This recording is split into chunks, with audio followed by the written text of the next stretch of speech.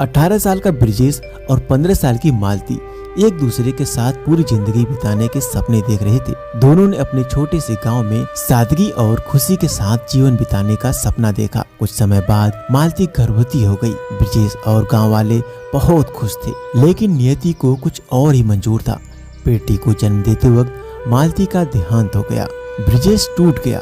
उसने अपनी नवजात बेटी को गोद में लिया और रोते हुए कहा, मालती, तुमने तो कहा था कि हम साथ में अपनी पूरी जिंदगी बिताएंगे।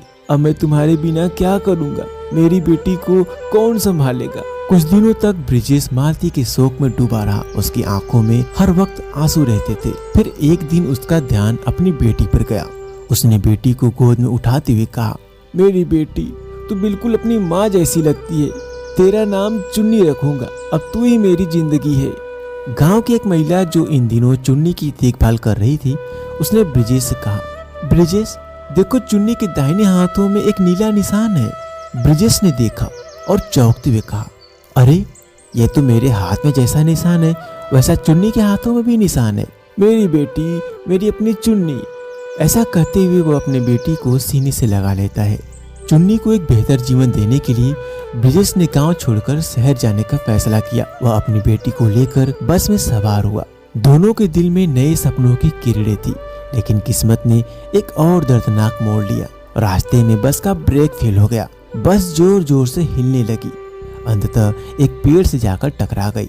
हादसे में ब्रिजेश बेहोश हो गया और चुन्नी उसके हाथ से छूटकर दूर जा गिरी। जब ब्रिजेश को होश आया तो वह अस्पताल के बिस्तर पर लेटा हुआ था।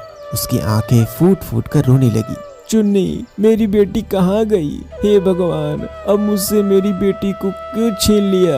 पर सच यही थी कि चुन्नी कहीं नजर नहीं आ रही थी। ब्रिजेश की दुनिया वीरान हो गई थी। उधर चुन्नी सड़क के किनारे रो रही थी। उसी समय प्रसिद्ध नर्तकी रोशनी बाई अपनी गाड़ी से वहाँ से गुजर रही थी। उसने चुन्नी की आवाज सुनी, ड्राइवर, गाड़ी रोको। रोशनी बाई ने गाड़ी से उतरकर देखा, एक छोटी सी बच्ची रो रही थी। उसने चुन्नी को अपने गोद में उठाया और कहा, बेटी, कौन तुझे यहाँ छोड़ गया? चल, अब तू मेरे साथ चल। मैं तुझे अपनी बेटी बनाकर रखूंगी। उस दिन से रोशनी बाई ने चुन्नी को अपनी बेटी की तरह पाला। उसने कहा, बेटी, मैं एक नर्तकी हूँ। मेरी जिंदगी में बहुत अकेलापन था। कोई मुझसे शादी नहीं करना चाहता था, पर अब तू मेरी जिंदगी में आई है। आज से मैं तेरी माँ हूँ। वक्त बीतता गया। चुन्नी अब 18 साल की हो गई थी। उसने रोशनी बाई से नाचने गाने की कला सीखी, लेकिन उसके दिल में एक सवाल था, माँ, मेरा पिता कहाँ है? चुन्नी की रोज रोज के इन सवालों से रोशनी बाई तंग आ गई थी। एक दिन रोशनी बाई ने सच्चाई बता दी, बेटी, मैं तेरी असली माँ नहीं हूँ। तू मुझे सड़क के किनारे मिली थी। तेरे दाहिने हाथ पर जो नीला निशान है, शायद वही तेरे असली माता पिता तक पहुँचा सकती है। चुन्नी यह सुनकर भावुक हो गई। अगले ही दिन दुर्भाग्य से रोशनी बाई को दिल का दौरा पड़ा और उसका निधन हो गया। चुन्नी अकेली हो गई। रोशनी बाई की परंपरा को निभाने के लिए चुन्नी ने नृत्य और गायन जारी रखा। एक दिन उसे गांव में कार्यक्रम करने के लिए बुलावा आया। उसे नहीं पता था कि यह वही गांव था जहां वह पैदा हुई थी। शाम को पूरा गांव नृत्य देखने आया। ब्रिजेश भी वहां आया। जैसे ही चुन्नी मंच पर आई, ब्रिजेश उसे देखकर दंग रह गया। अरे, यह लड़की तो मेरी मालती जैसी दिखती है। उसने तुरंत अपने दोस्त से कहा, मैं इस लड़की से शादी करना चाहता हूँ।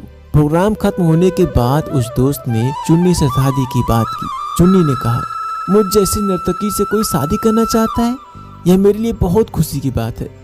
शादी का मंडप सज गया। ब्रिजेश और चुन्नी तैयार थे, लेकिन जैसे ही शादी का मंत्र शुरू हुआ, चुन्नी की साड़ी का पल्लू खिसक गया।